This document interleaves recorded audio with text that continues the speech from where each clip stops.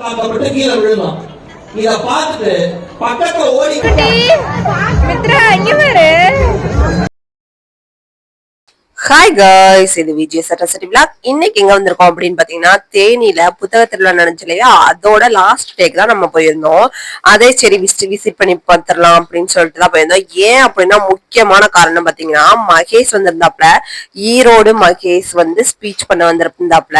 அவங்க கூட சேர்ந்து அறந்தாங்கி நிஷா எல்லாரும் வந்திருந்தாங்க. ஒவ்வொரு நாளும் யார் யார் வர்றாங்கன்னு சொல்லிட்டு அந்த போஸ்டர்ல வந்து சொல்லியிருந்தாங்க.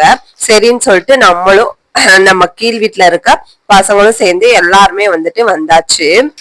லாஸ்ட் டே தானே, கூட்டம்லாம் இருக்காது அப்படின்னு சொல்லிட்டு வரும்போதுதான் இங்க ஒரு ட்விஸ்டே காத்திருந்துச்சு. அவ்வளவு கூட்டமா இருந்துச்சு. நாங்க வரும்போதே பாத்தீங்க அப்படின்னா ஒரு 5:30 கிட்ட இருக்கும். அப்பயே வந்து நமக்கு வந்து பூரா கூட்டமாயிடுச்சு.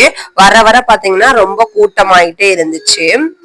கிரவுண்ட் பெருசாதான் இருக்கும் அப்படின்னு சொல்லிட்டு எதிர்பார்த்துட்டு தான் வந்தேன். ஆனா நம்ம வந்து பார்த்தா அவ்வளவு பெரிய கிரவுண்டுங்க, சரியான கிரவுண்டு. ஸ்பேஸ் வந்து சொல்லவே வேணாம், அவ்வளவு பெரிய இதா இருந்துச்சு கிரவுண்டு. அவ்வளவு வசதியானதுதான் இருந்துச்சு. அப்புறம் வந்து நம்ம வந்து ஸ்நாக்ஸ் வச்சிருக்காங்க, இங்கிட்டு வந்து ஸ்நாக்ஸ் வச்சிருந்தாங்க ரைட் சைட்ல வந்த உடனே. அப்புறம் வந்து நம்ம புக் ஸ்டாலுக்கு எல்லாம் போல, அதுக்கப்புறம் தான் போய்க்கலாம்னு சொல்லிட்டு இதை வந்து நம்ம வந்து பாத்துட்டு போயிடலாம் அப்படின்னு சொல்லிட்டு இவங்க வந்து பாத்தீங்கன்னா இயற்கையாவே வந்து தயாரிக்கிறாங்களாம். ஷாம்பு, இந்த அரப்பு பொடி அப்படின்னு எல்லாமே தயாரிச்சு வச்சிருந்தாங்க. நேச்சுரலாவே நம்ம வந்து பண்ணி தந்துட்டு இருக்கோம் அப்படின்னு சொல்லிட்டு இருந்தாங்க. வேர்லயே வந்துட்டு நம்ம வேலி எல்லாமே பண்ணி வச்சிருந்தாங்க. வெட்டி வேறு, அந்த வேறு, நிறைய மூலிகையில வேர்லாம் நிறைய பண்ணி வச்சு தேடி பார்த்தோம். அப்புறம் பாப்பா வந்து அங்க போயிட்டு வந்துட்டு வரவே மாட்டேன்ட்டு அவ்வளவு வந்து சிரிப்பு. யாரு தூக்குனாலுமே பாப்பா வந்து போகவே மாட்டா. ஆனா வந்துட்டு இவங்க தூக்கவும் அப்படியே போய்கிட்டா. பொம்மைன்னா அவ்வளவு இஷ்டம் அவளுக்கு. அதை விட்டு வரவே மாட்டேன்ட்டானா பாத்துக்கோங்களேன், அப்படி ஒரு க்ளோஸ் ஆயிட்டான். அப்புறம் நம்மளும் போட்டோஸ் எல்லாம் எடுத்துக்கிறோம் அப்படின்னு சொல்லிட்டு நானும் கரிஷ்மா எல்லாருமே நின்ட்டோம். கரிஷ்மாவும் அவ்வளவு வந்து சிரிப்பு. நல்லா வந்து போட்டோஸ்க்குலாம் அந்த பொம்மைன்னு சொல்லிட்டு பாப்பாலாம் வந்து சொல்லிக்கிட்டே இருந்தா பாய் அப்படின்னு சொல்லிட்டு இருந்தோம். சரி ஒரு ஹாய் சொல்லு அப்படின்னு சொல்லவும் ஹாய் அப்படின்னு சொல்லிட்டு ஒரு ஹார்ட் சிம்பிளை போட்டுருச்சு. நம்மளும் வந்து ஒரு ஹார்ட் சிம்பிளை போட்டுட்டு அப்படியே நம்ம வந்து புக் ஸ்டாலுக்கு போயிடலாம்னு சொல்லிட்டு புக் ஸ்டாலுக்கு தான் கிளம்பியாச்சு. கொஞ்சம் அளவாதான் வச்சிருப்பாங்க புக்கெல்லாம் அப்படின்னு நினைச்சா, அங்க போய் பார்த்தா ஒரு ஸ்டால் வந்து போட்டிருக்காங்க. உள்ளேயே வந்துட்டு ஒரு ஸ்டால் போட்டிருக்காங்க. அதுக்குள்ள நம்ம போய் பார்த்தோம்னா அவ்வளவு புக்ஸ் இருந்துச்சு. கதை புக்கா இருக்கட்டும், அப்புறம் நம்ம என்ன வேணுமோ அந்த புக்கெல்லாம் இருந்துச்சு. கிட்ஸ் புக்கு, அப்புறம் கிட்ஸ் ஸ்டோரி, எல்லா புக்குமே இருந்துச்சுங்க.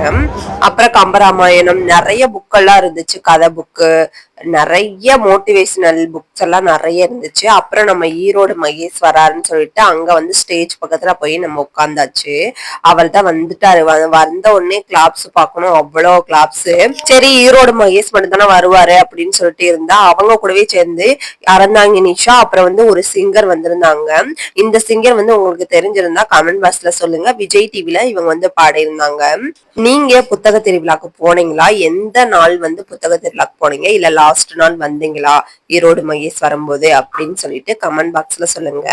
அதே மாதிரி நம்ம சேனலை பாக்குறீங்க ஆனா சப்ஸ்கிரைப் பண்ண மாட்டேங்கிறீங்க, சப்ஸ்கிரைப் பண்ணிட்டு பாருங்க. இன்னும் என்னென்ன வீடியோஸ் போடலாம்னு சொல்லிட்டு சொல்லுங்க. அவர் ஃபர்ஸ்ட் எடுத்தோடனே சொன்னாரு, இந்த மாதிரி மக்களை நான் எங்கேயுமே பார்க்கல, அவ்வளவு ஒரு ஆதரவு கொடுத்தாங்க எனக்கு அப்படின்னு சொல்லிட்டு தேனி மக்களை அவ்வளவு பெருமையா சொல்லிட்டு இருந்தாரு. அப்புறம் ஒரு மோட்டிவேஷனல் ஸ்பீச்சா என்னன்னு தெரியல, அவ்வளவு இதா பேசிட்டு இருந்தாரு. பாருங்க, நீங்களே கேளுங்க. அந்த நம்ம எல்லாரும் மகிழ்ச்சி அடைய வேண்டிய விஷயம் இது. ஆனா வருத்தத்துக்குரிய விஷயம் என்ன தெரியுமா?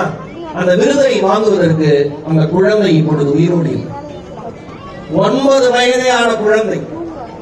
எதனால, எந்த வீர தீர செயல் புரிந்ததற்காக அந்த குழந்தைக்கு விருது தந்தாங்க தெரியுமா? அவங்க இருக்கிற அபார்ட்மெண்ட்ல அந்த குழந்தை விளையாட்டு இருக்கிறப்ப சறுக்கல் விளையாடுற இடத்துல அந்த அமைப்பின் மீது கிரவுண்டுக்கு கீழே, நிலத்துக்கு கீழே பதிக்கப்பட்ட ஒரு கேபிள் ஒயர் வெளியில வந்து மின்சாரம் கசிந்து அது அந்த சறுக்கல் விளையாடுற இடத்தின் மேல அந்த இடத்துல பட்டதுனால அதில் விளையாடி கொண்டிருந்த கீழே விழுந்தோம். இத பார்த்துட்டு பக்கத்துல ஓடி விளையாட்டு இருந்த அந்த வயோமா பிரியாங்கிற அந்த குழந்தை உடனடியாக ஓடி போய் அந்த சிறுவனை, தன்னுடனான அந்த சிறுவனை காப்பாற்றும் போய் அந்த குழந்தையும் சேர்ந்து இறந்து போச்சு. என்ன தெரியும் ஆச்சரியம்? இது அத்தனை பேர் ஒரு மனசுல நீங்க இந்த வேலை விட்டு நீங்க நிறைய செய்ய போறீங்க, நல்லா பாட்டு கேட்க போறீங்க, எல்லாம் நடக்க போகுது. ஆனா தேனி புத்தக திருவிழாவினுடைய நிறைவு நாள்ல நீங்க பரவாயில்லையே நம்ம ரெண்டு பிள்ளைகளையுமே அமைதியா இருக்குங்களே அப்படின்னு நினைச்சிட்டே இருந்தே அழுக ஆரம்பிச்சிட்டாங்க. அப்படியே நம்ம அங்க இருந்து கிளம்பியாச்சு.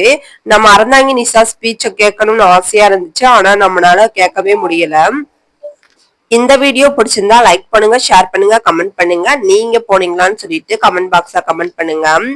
Bye guys.